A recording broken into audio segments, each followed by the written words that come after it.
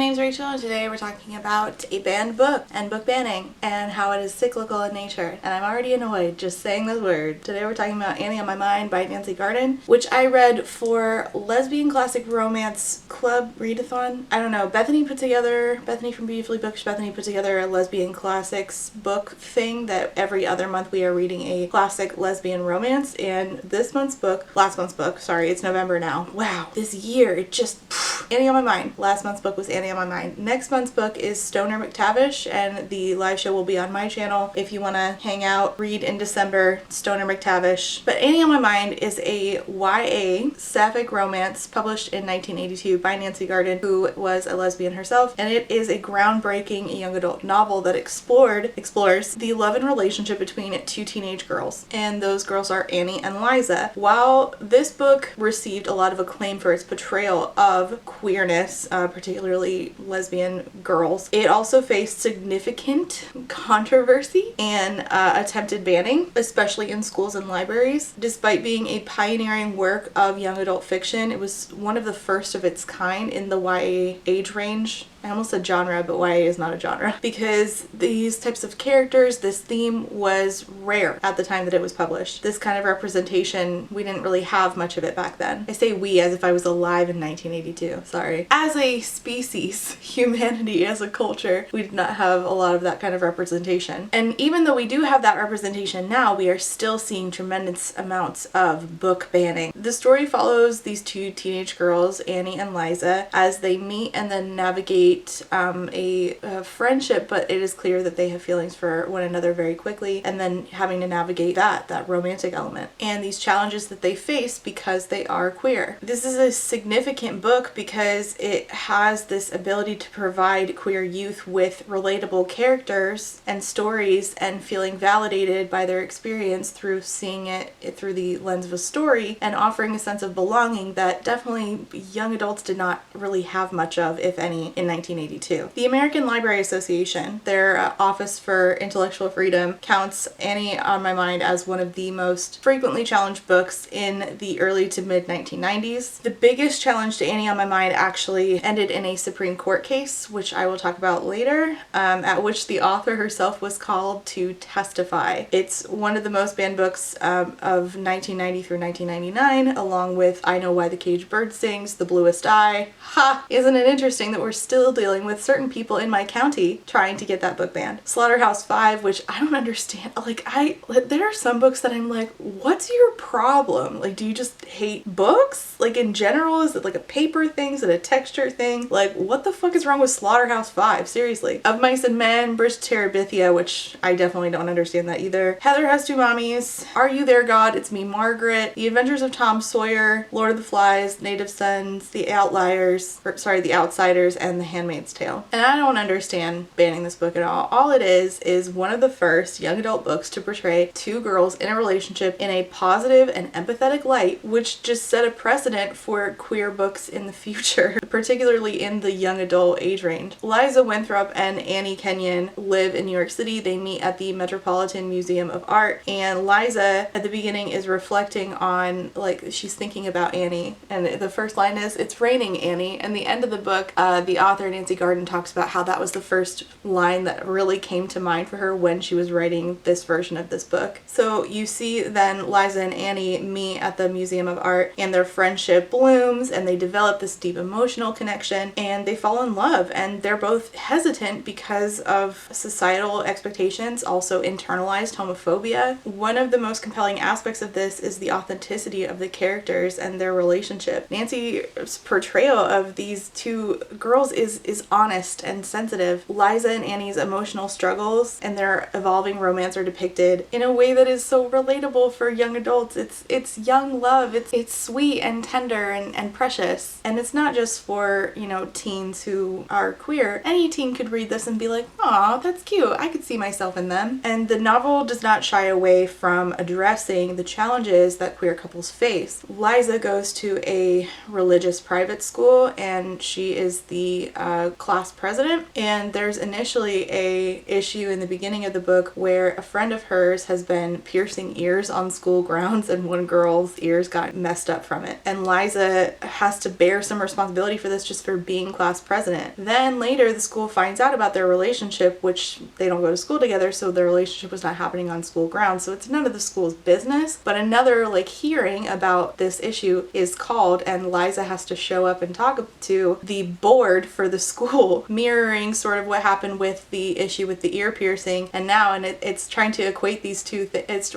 It's showing how ridiculous it is to equate these two things. Equate ear piercing on school property, which can lead to infections of the school students, and a student being queer and hanging out with their girlfriend on their own time outside of school property. But even the girl who got in trouble for the ear piercing thinks that Liza just being a lesbian is akin to, but also worse than her, possibly damaging bodies of other students. Like it's bonkers, but that's very true to how people treat queerness. This book addresses the complex issue of coming out and trying to prioritize safety in coming out, emphasizes how that process is so deeply personal and is different from person to person. Liza and Annie have different experiences when it comes to coming out to their own families, and that is helpful for young readers to see, because you don't have to follow one way of coming out. You are your own person, and if you are queer, you should prioritize what is right for you in coming out, and prioritize doing it safely to protect yourself from people who might harm you just for being queer. And this also helps young adult readers who are not queer to understand that this is a problem that some of their peers might be facing, and that they might want to support their peers and letting them know, you have a safe place to confide in me if you need that. And you can tell that Nancy Garden wrote this from a place of understanding what it's like to be that kid, but also to be a adult who's trying to protect queer kids. She says, I wrote it to give solace to young gay people, to let them know they were not alone, they could be happy and well adjusted, and also to let heterosexual kids know that we gay people aren't monsters. Despite all of this importance in providing representation, Annie on My Mind faced numerous attempts at censorship and banning, and these efforts were normally driven by homophobes, let's be serious. Conservative parents, superintendents, school boards, conservative homophobic groups who think that they should determine what's best for everybody else's kids. And they all believe that the book was inappropriate for teens. And some of the reasons that they gave for this were the sexual content, which they argue that the book contains explicit sexual content, which once again, we can't even agree on what explicit means, because this is not explicit. It's very fade to black. It's more of discussions of like normal discussions that teens have with each other. I mean, I had this, my husband had this, we had it with each other because we met in high school, where we're discussing like, are we ready to have sex? Because that's a normal thing that teens do. I mean, do I want teenagers to have sex? Not necessarily, but when I was one, I was doing that. And statistically, that's the case for the vast majority of teenagers. And we don't avoid that by saying, don't read this book about other teens having sex. Like that's not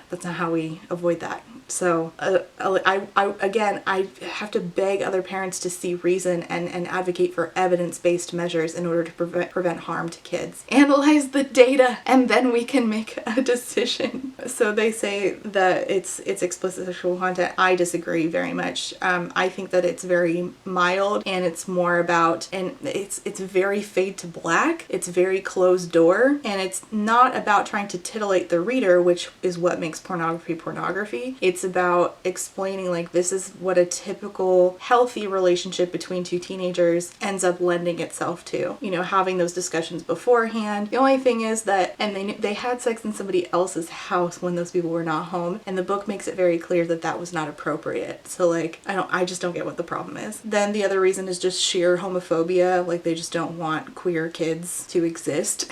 They don't believe that queer kids do exist. They say that it promotes the gay agenda, whatever the fuck that's supposed to mean. They talk about how it's a morality issue, which is always another, I mean, these are the same things that I'm dealing with book banners in my county are saying. It's a moral concern. So they think that if we portray this kind of book, then that goes against their morality, and that's the morality that everybody should have. But my moral values don't say that being queer is bad. So I don't know what to tell you. Like, in fact, my moral values say being a homophobe is bad. So if anything, you should just get the fuck out, right? If if I get to decide for everybody, then homophobes have to shut the fuck up. That's not how that works. And then they, the fence sitters, they try to talk about like age appropriateness. So they're like, well, is this really, this is really mature reading and not appropriate for young adults, which I think that it is. And again, that just goes to show that we can't even agree on what like age appropriate is.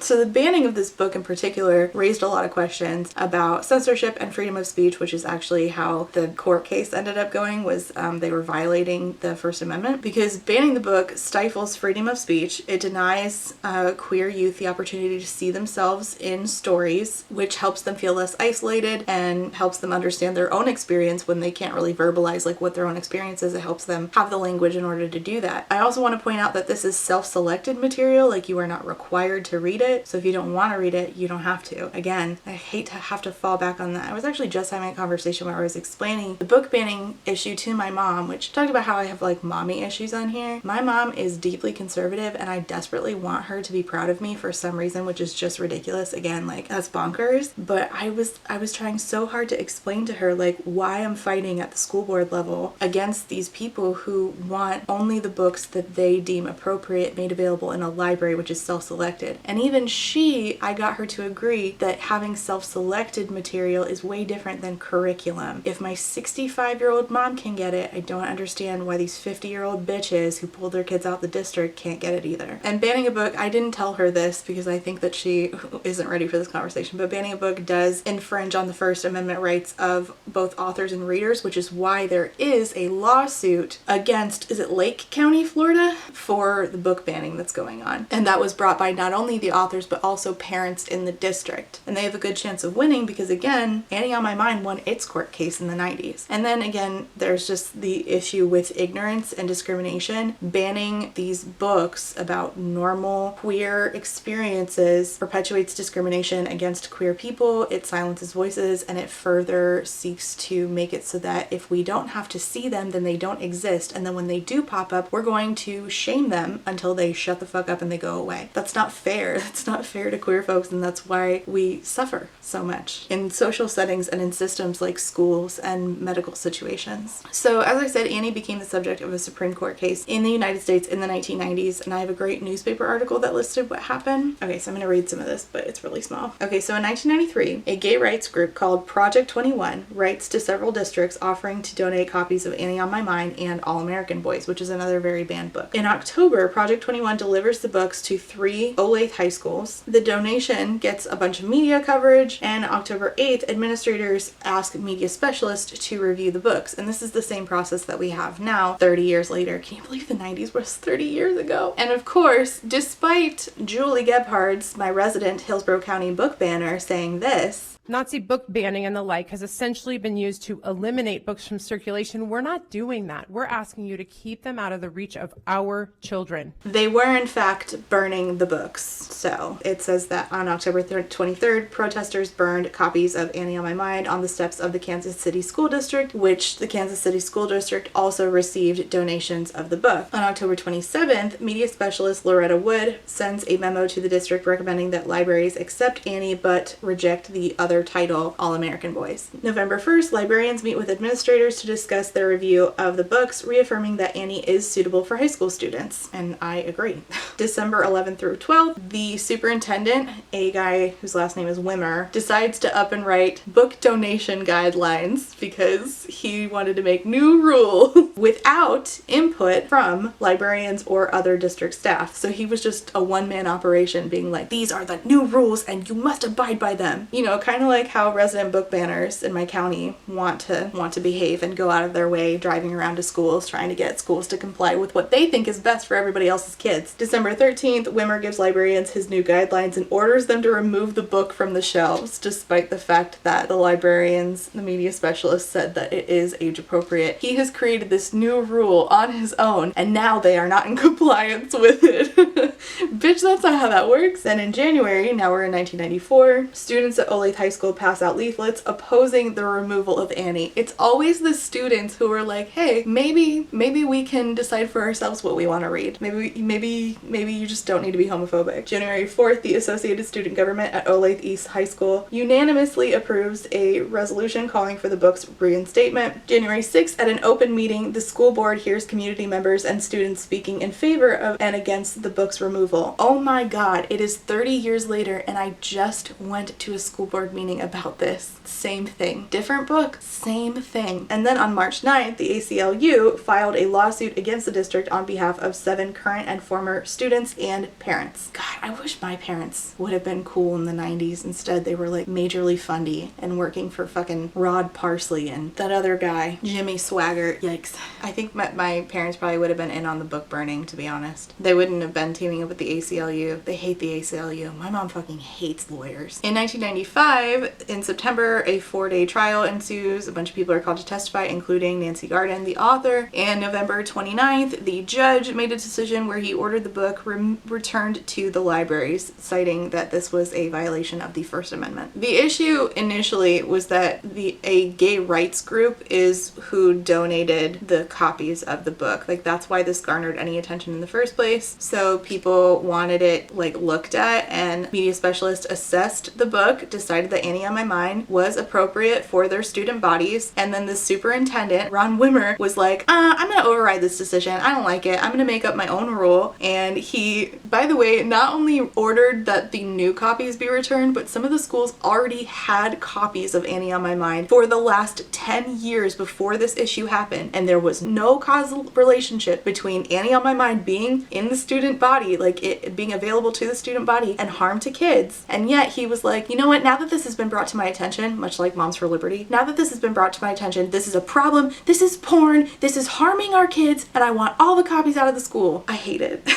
So he writes this book donations guideline for student libraries without consulting anybody. He didn't even ask other district staff. He didn't ask like a panel of parents, nothing. So the school board approves his decision because he's the superintendent. The superintendent's decision gets approved by the school board even after they consulted their own lawyer. There was never any formal challenge. There was never any formal process for challenging and then looking over the book with media specialists and then removing it. So students at Olathe South and Olathe East high schools, these student activists were like, we would like the book, which has been on the shelf for 10 fucking years, to remain, and we would like the donations, please. We don't need to ban books here. So ACLU files this lawsuit against the Olathe School Board, and the case goes to federal court in the fall of 1995, and Nancy Garden herself, as I said, she had to testify, and here's what she said about taking the stand. What was it like to be in the courtroom? It was interesting. If you're not a named plaintiff, you don't get to hear any testimony until you yourself have testified. So I spent the first day in a witness room. My partner was allowed in the courtroom, but she wasn't allowed to tell me any specifics about the testimony. The librarians who were testifying and I spent a lot of time in the witness room being nervous. Before that, I spent a great deal of time preparing for my testimony and working with the lawyers on some of the other information they needed. Since educational suitability was going to be an issue, they needed to know if Annie had been used by teachers or in book talks by librarians, and they needed statements from people who had used it. They also needed to know about other books in the Olathe libraries. One of the school board's contentions was probably going to be, well, we have other books for kids about homosexuality in our library, so obviously we have nothing against homosexuality. I happen to know a good many of the books anyway, but I reread some of them because if they were going to be used in the trial, I had to be up on their content. Oh my god, I love that she did her homework first. I fucking love Nancy Garden. Rest in peace. The lawyers needed to know how Annie was different from those books. I had to assemble reviews, mentions of Annie in articles, fan mail, all that kind of thing, because it was anticipated that my credentials might be at issue. Dude, fuck this school board. Like, fuck this superintendent. Oh my god, I hope he rots. One of the things that was an issue right before the trial was whether expert witnesses could be used. I read the depositions that the other side had gotten from 2 people who called themselves psychologists, and they were incredibly homophobic and awful. I hate this for me.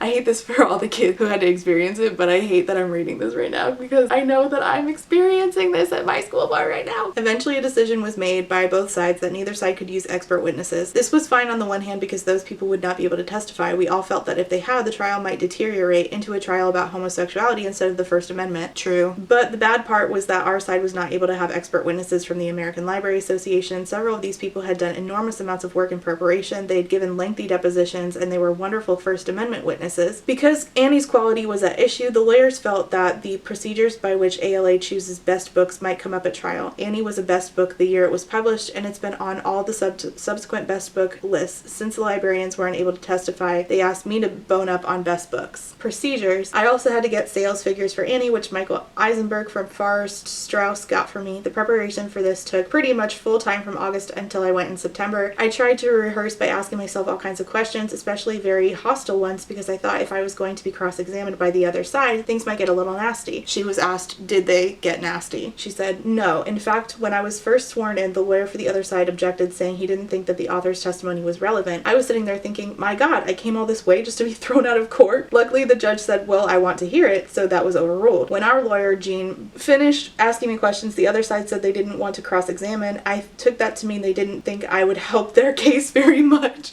Well, yeah, she wasn't there to help your case. Did you have any idea at the time whether the students would win their case? I had the sense that it was going very well for our side, but I didn't think I really had a sense of what the outcome would be because none of us knew how the judge was going to rule. He didn't give himself away. You know, you look at little things a judge does under these circumstances and you cling to them. Oh, he smiled there. That must mean. But you realize that that's not necessarily an indication of anything. It really depended on how the judge felt about things, the board members said. One of them testified that if the book was returned to the shelves, that would send a message to the people in the community that the school board and school system supported the homosexual lifestyle. It's the worst phrase of all time. It's not a lifestyle. I don't know what you mean by that. What do you mean? Do you think that we all, like, I don't know, eat vegan food? I used to be vegan. Do you think that we all just eat, I don't know, rice cakes and we go to gay church on Sunday nights and hail Satan? Like, what do you mean a lifestyle? What are we doing differently from you? One said she didn't think fiction belonged in the high school library. Bitch, shut the fuck up. Well, this astonished everybody, including the judge, which was pretty obvious. I don't think that did them any good. A couple of them made it quite clear that they had religious objections to homosexuality. Oh, gee, that sounds so familiar. Stacy Hahn, district member in my school board. I suspect that went against them, but I don't really know. How long were you on the witness stand? I don't know exactly, but it was not very long. It was around half an hour, maybe a little longer, maybe a little shorter. It was nothing in comparison to media specialist Loretta Wood, who was on the stand forever. She was our star witness. She was really under fire there for a long, long time and did apparently an absolutely beautiful job. Is this the first time you've been involved with a book challenge to this extent? Yes, Annie has been challenged before, but not very often. This was the only time there's been a trial, and this was the only time that it has been subject to much publicity and agony. The thing that was extremely gratifying throughout all of this was the attitude of the plaintiffs. Those kids are fantastic. They really get it. I'm gonna cry. I'm okay. They understand this is a First Amendment issue, and that, of course, is the important thing here. Yes, there was a lot of talk about homosexuality, but the major issue was the First Amendment. The kids knew that and understood it and stuck to it. It must be nice to know, after all is said and done, that the system worked and that the First Amendment could withstand this challenge. Yes, absolutely. I hope that the fact this was decided this way will be encouraging to librarians and teachers who are tremendously under fire these days, and that some of them will at least be able to take heart from this and say, maybe we can win. Maybe First Amendment can withstand this kind of pressure. Maybe we can stand up for what we know is right. I shouldn't have filmed this first today. That was a mistake. What really is striking about this particular case of book banning is that book banners basically say, won't somebody please think of the children, when the author is. And you can see this very clearly in not only the way she wrote Annie and Liza's story, but the way that she talks about the kids in the court case, in that interview right there, and then also the way that she talks about the book in an interview years after she published the book, which is available, at least in the version of the book that I read, and I highly recommend listening to it. At the end of the book, in that interview, she talks about her life and how she fell in love with a girl in high school, and in that interview that she gave about the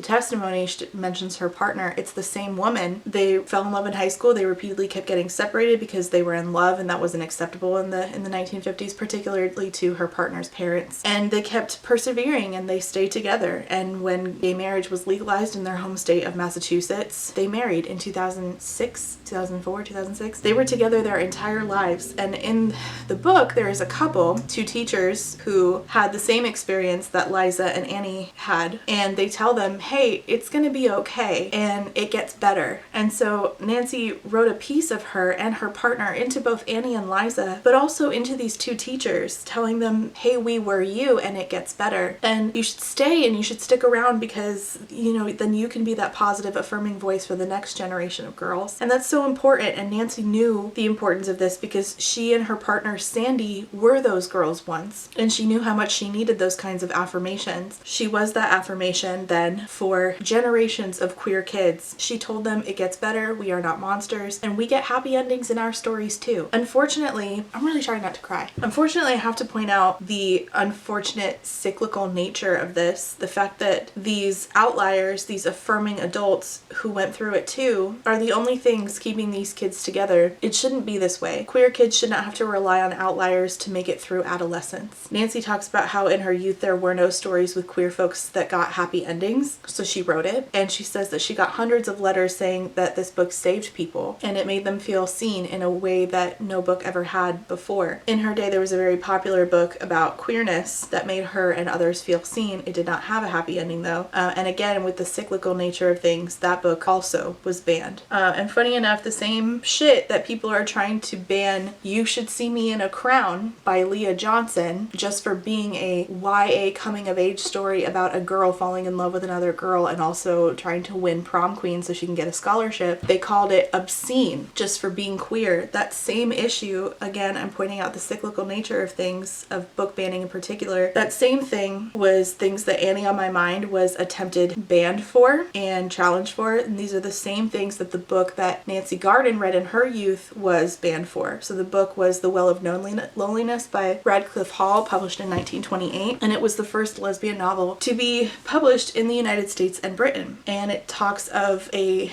woman named Stephen Gordon who calls herself an invert, which was the term she used for queer. And she realizes that from a young age she's attracted to women, she dresses in masculine clothes, and she falls in love. And Hall, who was also a lesbian, who had a long-term partner, said that she wrote it in order to put my pen at the service of some of the most misunderstood people in the world. And it is not obscene at all. The most explicit line in that book is she kissed her full on the lips as a lover. There's a night where the characters do have sex, but it's fade to black, and the only thing that is described is that night they were not divided, which is less explicit, I might point out, than the Bible.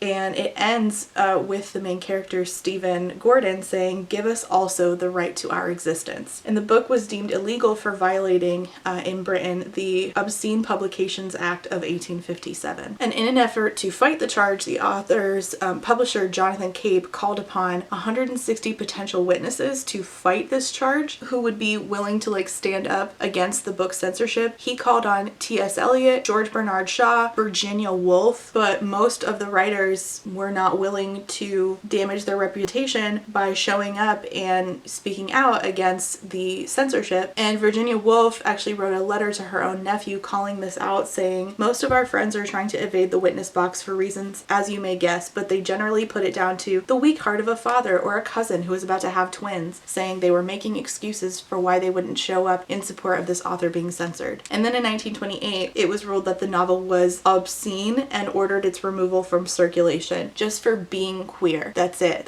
And that's the same thing that they want to do to You Should See Me in a Crown. It's the same thing they tried to do to Annie on My Mind. It's just this constant cycle. The book had no explicit sexual imagery, and also being gay was not illegal in Britain at the time. There was no reason for this book to be made so that it could not circulate anymore. But the people in charge said that the true test of obscenity was based on whether the subject matter had the tendency to corrupt. It said, "The book is presented as a tragedy that people who indulge in these vices are not tolerated by decent people, they are not received in society, and they are ostracized. There is not a single word from beginning to end of this book which suggests that anyone with these tendencies is in the least blameworthy."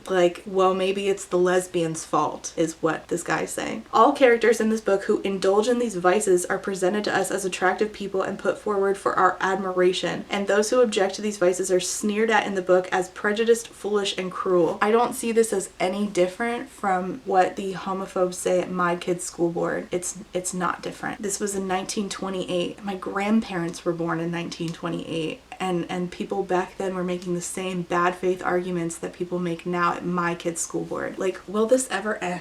Also in 1928 in the United States, these two dudes had created their own publishing firm, Pat Kovicki and Donald Freed, and they wanted to publish this book, and they actually hired a guy named Morris Ernst to assist with the legal issues they knew what would happen against the New York Society of Suppression of Vice, which was literally the morality police. I'm not kidding.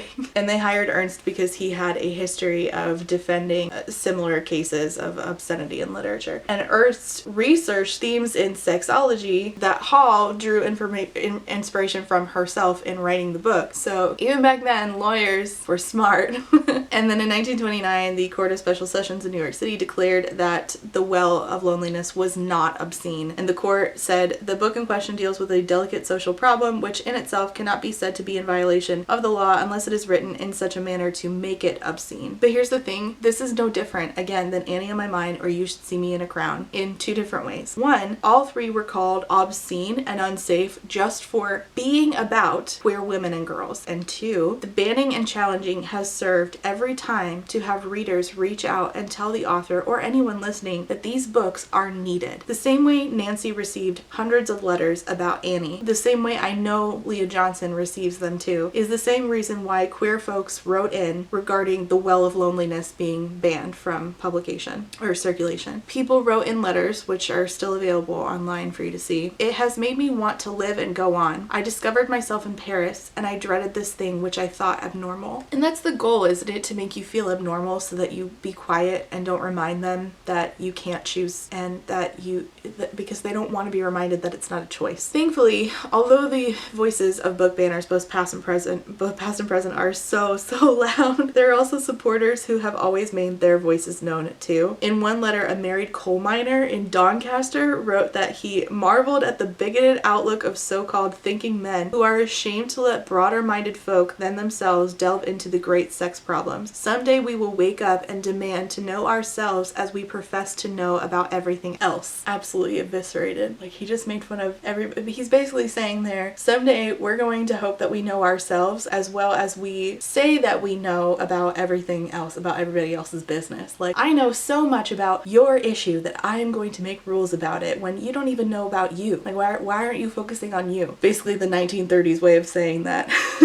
So I encourage you all to be like that guy. I encourage the writers to keep writing stories that affirm queer kids, because you might be the only affirmation that they have that will make them want to live too. And I hope one day we are no longer in this vicious cycle of which the people who suffer the most are queer youth. But until then, please do your part where and when you can. Please show up to your school board. Please support parents. Please support students like Nancy Garden did. Please support teachers. Please support your library workers, your school library, and your public library. But please tell media specialists how much you appreciate them. Please check out Annie on My Mind. It's a really nice book, and I hope that you'll donate it. And if you're a student librarian, I hope you'll grab a copy for your collection so that if a queer kid wants, they can grab it, because again, self-selected library material is not curriculum. I don't understand why we can't agree that that's a thing. Thank you so much for watching. Leave your comments and questions down below. Let me know if you have read Annie, and let me know if you are a queer person or somebody from another marginalized group, what book made you want to live. So thank you so much. I will see you next time. Bye. Hello, guess who cried the entire time she was filming this video? It was me. I did.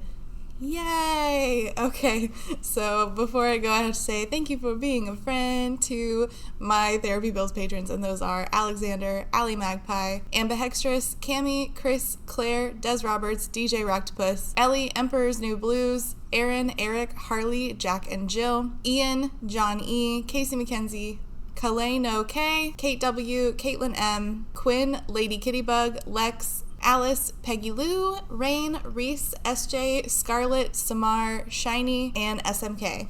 Thank you all so much for being a friend. I appreciate y'all. Sorry for crying all the time. Okay, bye. And last but not least, I have to say thank you for being a friend to my Potato Starch Marxist patrons, and those are AM Angel, Amanda, Andy, Angelica, Anita, Artie the Ninth, Ashley H, Ava, BB, Beck, Blythe, Bookish Rainrot, Brando, Sandos, Marxist Alter Ego. I cannot believe you changed your name to that.